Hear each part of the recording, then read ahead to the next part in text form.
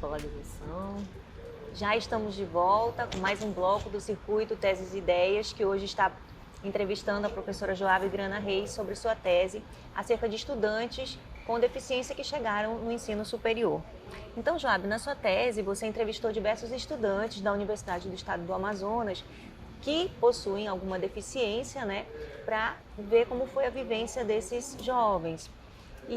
Mas eu queria saber, Joab, no primeiro momento, por que você escolheu os nomes dos rios da Amazônia para designar os sujeitos da sua pesquisa?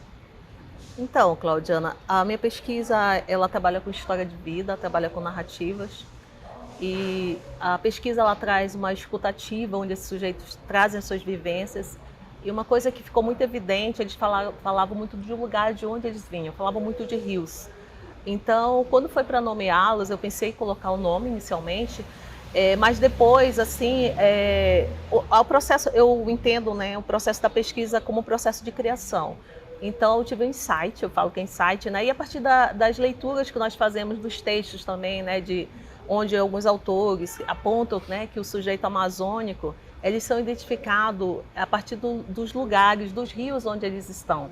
Então, a partir dessa perspectiva foi que eu optei em utilizar nomes de rios a partir dos lugares onde eles estavam inseridos.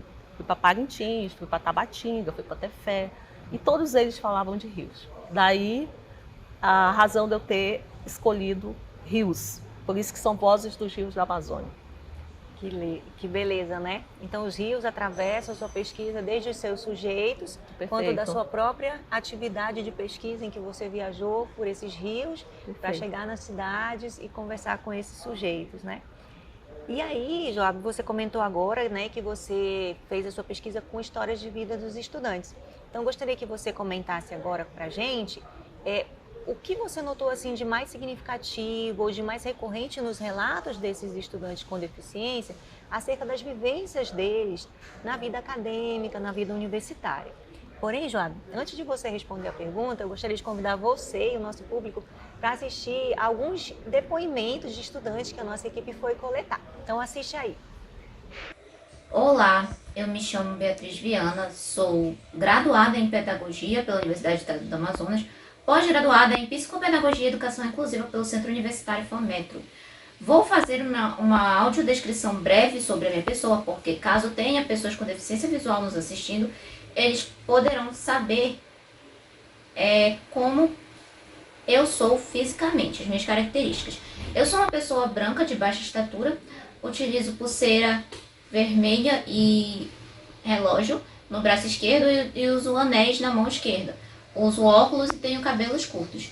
Bom, na universidade, os principais desafios que tive foram com relação justamente ao que eu acabei realizando no início, né? A audiodescrição. Porque muitas vezes em palestras e outros eventos de grande público na UEA, nem sempre as pessoas se audiodescreviam, então muitas vezes eu perdia muitas informações por conta dessas questões.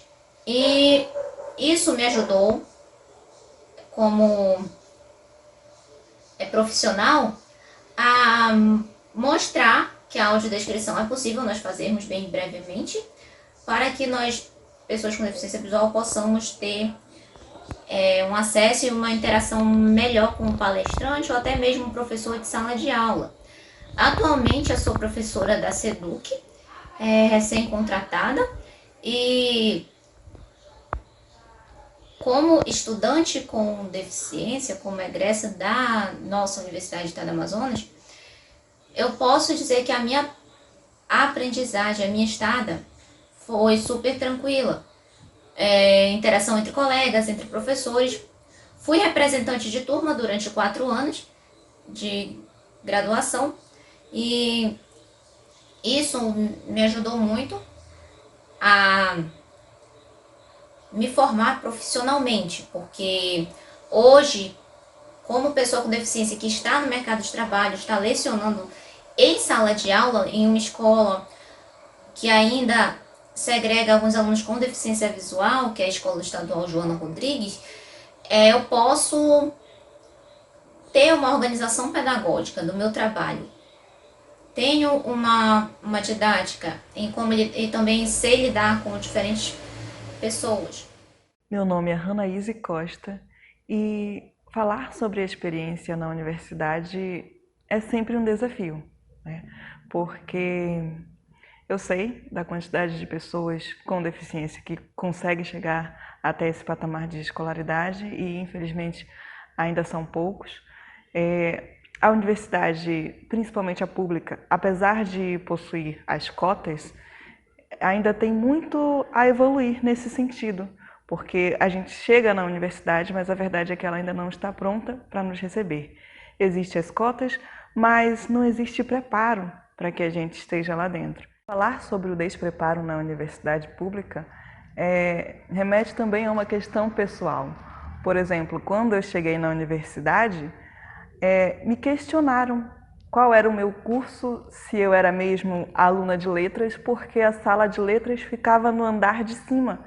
E como vocês podem ver, eu sou uma pessoa cadeirante. E houve todo um transtorno, né? Procurar professores, sala adequada que pudesse me receber no dia que eu cheguei. Então, acredito que foi falha de gestão. A gente chega na universidade, como eu disse, ela não está preparada. Às vezes falta rampa, banheiros adaptados, aos colegas com deficiência auditiva, falta intérprete, falta o audiodescritor para o colega com deficiência visual, que esse é um profissional muito pouco visto dentro das universidades. Então, como disse, o caminho ainda é longo e essa é uma luta de frutos futuros.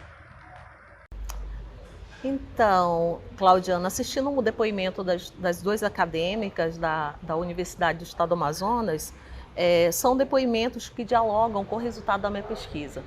Então, nós temos aí uma política voltada para a inclusão de pessoas com deficiência na educação básica ao ensino superior.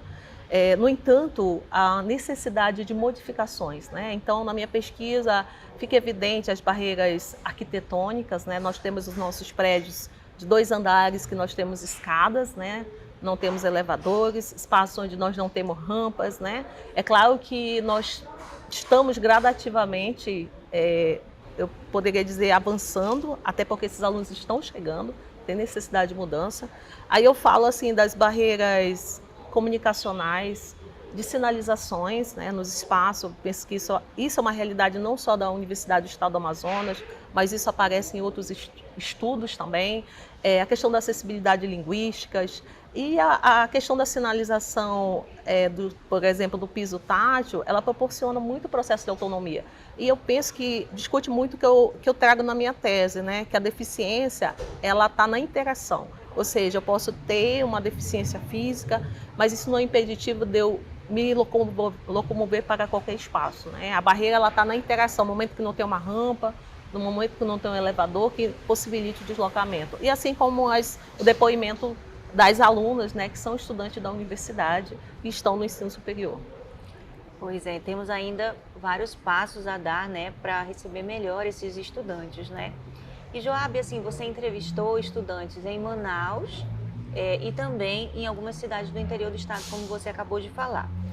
De acordo com os relatos que você colheu, o que você pode dizer? As maiores dificuldades desses estudantes nossos estão aqui, nos da capital, ou afetam esses estudantes que estão no interior do estado? Eu poderia dizer, Claudiana, que todas as questões que eu acabei de sinalizar, elas estão presentes também nas unidades do interior, né? Centro de Estudos Superior de Tabatinga, Tefé, Parintins, mas o que eu poderia acrescentar com relação às barreiras, né? Uma questão que ficou evidente na minha tese foi no momento da entrevista, né? Então, a questão da qualificação profissional do tradutor-intérprete de Libras. Então, isso já causa uma barreira no processo da comunicação do estudante surdo, né? A questão da acessibilidade linguística. Quando nós, assim, temos ainda dificuldade em termos esses profissionais qualificados na ponta. Eu poderia dizer também uma coisa que me chamou muita atenção, a questão do deslocamento.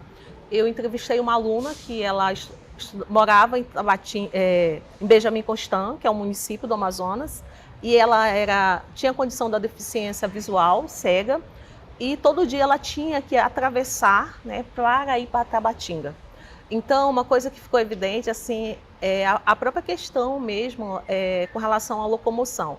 As vazantes dos rios, né, e as enchentes. As vazantes geram dificuldades em chegar, porque você sabe que quando os rios ficam mais secos, né, então há um distanciamento para se chegar no porto. E a enchente, ela já facilita isso. Então, o que eu posso estar sinalizando também, Claudiana, que eu acho que minha tese sinaliza, é a desigualdade, né, quando a gente vai falar de inclusão. Não podemos falar de inclusão no contexto amazônico da mesma forma que discutimos em outras regiões do Brasil. Eu penso que isso a tese vai evidenciando a partir das narrativas dos próprios sujeitos. Exatamente. E assim, Joab, você como professora universitária que atende na sua prática docente esses estudantes, o que você percebe da vivência desses estudantes, da vivência acadêmica deles, assim, comparando com os estudantes que não têm nenhuma deficiência?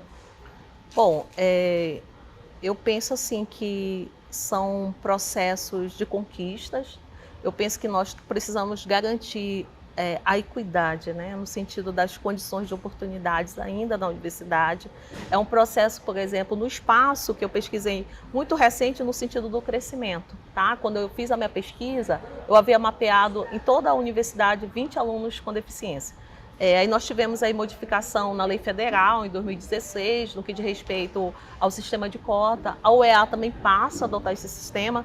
Então hoje nós temos um número muito grande de alunos que estão ingressando na universidade. E é claro que a chegada deles vai provocando mudanças, né? Às vezes a gente ouve, mas precisava preparar, precisava esperar, mas não tem como esperar, né? Os alunos estão tendo progressos nos seus processos de escolarização. E eu posso dizer também, Claudiana, assim, que é um processo muito recente, né? Por exemplo, a nível de registro, ela começa no registro de estudantes com deficiência no ensino superior, ela começa a partir de 2000.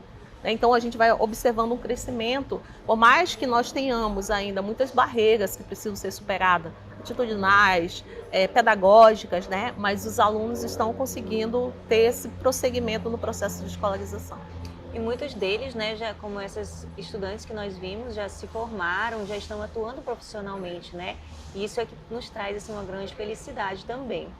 Mas a gente volta já já, vamos fazer um breve intervalo e voltamos em outro lugar aqui da Escola Maiara Abdelaziz.